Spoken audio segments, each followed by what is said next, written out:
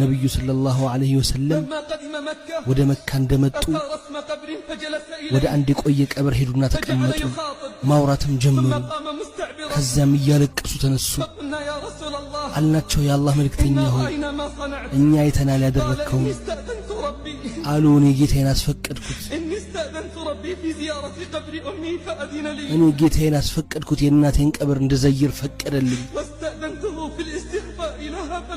استغفار እንዳደርግላት አስፈቀድኩት አልፈቀደልኝም።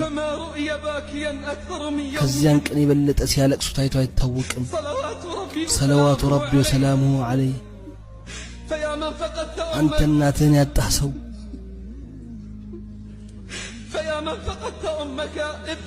አንተ እናትህን ያጣህ ሆይ በማጣትህ አልቅስ፣ ለሷ የምታደርገውን ዱዓ አብዛ።